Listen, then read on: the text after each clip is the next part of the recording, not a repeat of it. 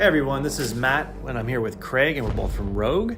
Sadly, the developer of the game, David Marquardt, could not be with us today, but we want to take you through the Switch version of Dust and Neon. So Craig is here today, and he's going to be playing while I talk. Craig, can you go ahead and just hit the shoulder button and show him how you have full control of your aim, maybe do a full 360 spin. And now go ahead and hit the right shoulder button and just shoot down to your sights. Beautiful. So you'll notice too that Craig just reloaded. Go ahead and shoot your weapon again, Craig. Yeah, and look at the unique reload for each weapon. But also note, and you're probably hearing some of this, Craig has to manually press the button for every bullet that goes in the chamber. So go ahead and do it one more time and show them if you want to do it slowly, you can. Yeah, just do like one bullet in there just to show that you're in full control. Yes, there you go. All right. So every weapon in the game, and there are almost 2,000 of them, each with super bespoke animations in the bottom right-hand corner, has unique abilities, strengths, and weaknesses. So for instance, you've got revolvers, you've got shotguns, and you've got rifles as well, including sniper rifles. And you can switch weapons in multiple ways. You can cycle through them with either a weapon wheel, or you can use your D-pad and switch through them that way, or you just tap the X button and switch in that way. Beautiful. Now, at any point, Craig can walk up to any object and he'll automatically take cover. So we wanted to make that part of the game easy, and there you go. He's doing nothing except just standing behind it, auto cover.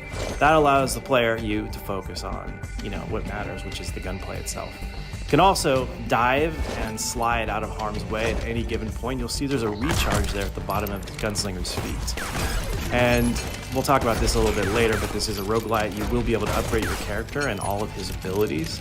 Even things you think would be trivial, like your slide recharge, can be upgraded. And the same is true for down sights, bullet reloads, etc.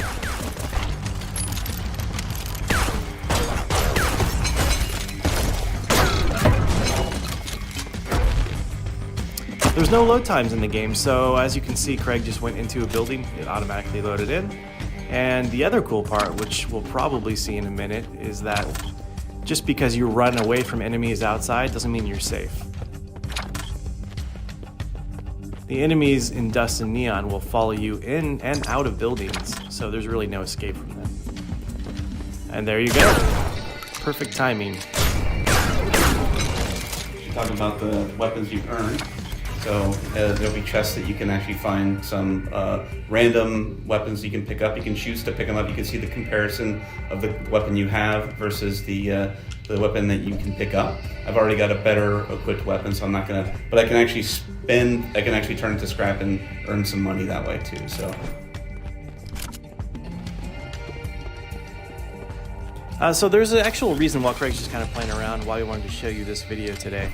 We just released the first Switch trailer and announced the game. But there are certain limitations to what we can show you in a Nintendo-held event, especially when the ESRB gets involved. And to maintain the E rating for that presentation, we really couldn't show a lot of gunplay, and that's kind of ironic because this game is all about gunplay. And so we really wanted to give you a deeper dive into the Switch version and just show you all the crazy, intense battles that await you in this title. And while Craig's running around, I'll just give you some background on the game itself as well. So obviously, when you look at this, it kind of, maybe reminds you of a top-down Borderlands or something like that. And that's actually not, I don't think that's a very inaccurate description of the game. It kind of feels that way in many ways. We have a 10-plus hour campaign here for you, and if you're a completionist, which I know a lot of folks are, you're looking at something north of 20, 30 hours. We've even heard 40 hours. There's a lot of depth here. Thousands of weapons, again. You've got several thousand variations of potions and weapons and upgrade abilities for your character as well. And if you're just talking about various upgrades that you can change your gunslinger with, there are 24 unique ones of those as well that will dramatically change the way the game plays. And since this is a randomly generated level, I don't know exactly where I need to go. So that's why I'm hunting around for my enemies. That's what makes it fun. Hey Craig, if you could, go ahead and let yourself die on this one, just so we can show them the roguelike features.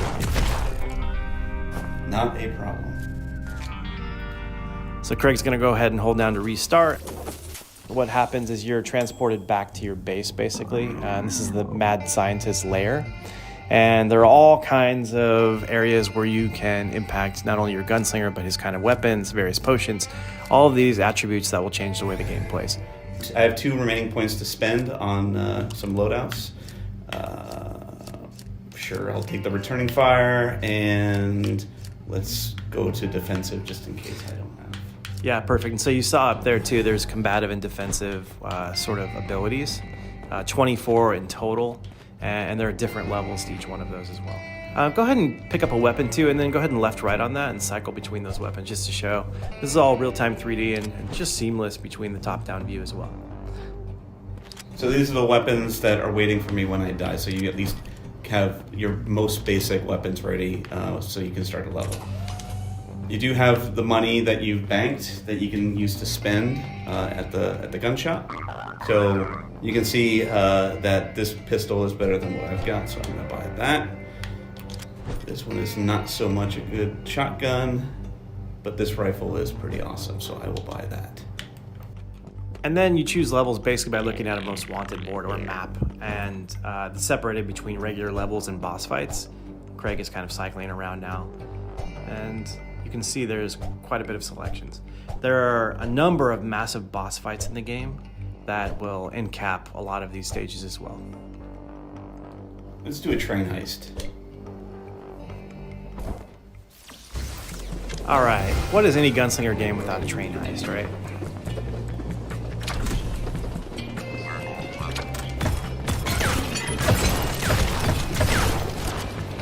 You'll see now that Craig is ranked 17. This is really still a beginner level in the game.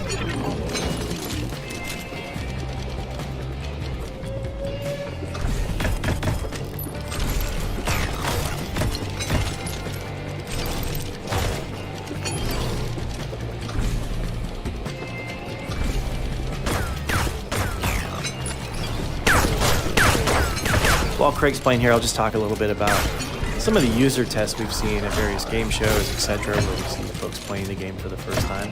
There's definitely, I would say, just a very slight learning curve where you're learning to manually load your gun.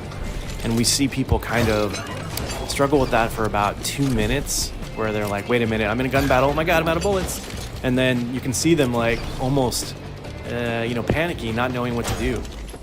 But once they kind of come to grips with it and you understand that, hey, I just fired 2 bullets, I got to reload 2 bullets, and that just becomes second nature, the game really clicks. Something just happens, and it just feels so intuitive and skill-based. Before long, you're not just taking cover, but you're quickly reloading your weapons, you're sliding, you're dodging, you're cycling between weapons, and you really feel like you're in precision control of the gunslinger as you're taking down enemies.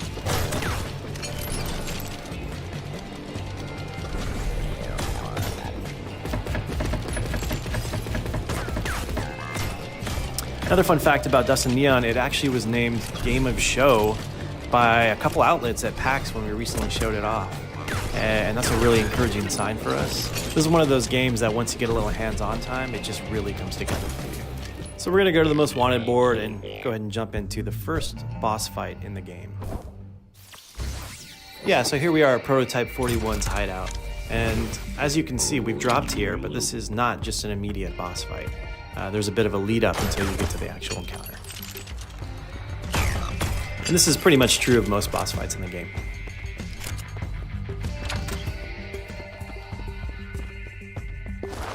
Really love that slide. You know what else I'm such a nerd for? All these great particle effects that surround the gun and sort of like fly around bullets and stuff as you're fighting with enemies. Again, Craig is got a whole slew of enemies following him. If he were to run inside the building right now to try to escape, that would not do him so well. Not with other guys in there. No, they're all coming in after you two. Just pretty amazing. Yeah.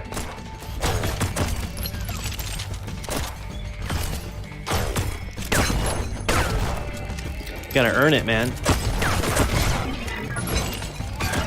And I'll say about earning it, right? So if you are the type of player who really wants a challenge, really wants to feel like you've, made it when you get to some of these boss fights, Dust and Neon is your game. It's not an easy game by any stretch of the imagination, And as you ramp up and you level up, so do the enemies, so there's a balance that is kept throughout the experience.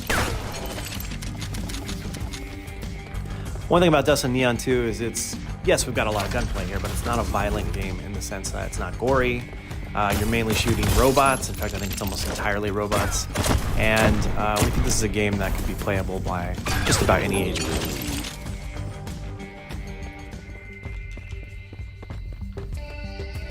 Here we go, Prototype 41. First boss fight in the game. Obviously, we're not going to take you through the whole thing here, but this will give you an idea of what to expect. Every boss in the game is different in terms of, obviously, presentation, but strategy as well. So you're going to need to know how to find their weak points and capitalize on those.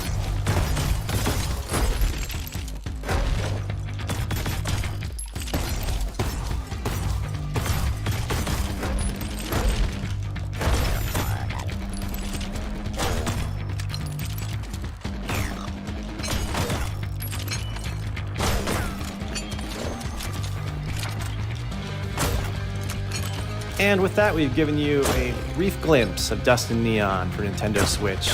Could not be more excited to bring this one out to one of our favorite consoles in early 2023. Thanks for watching.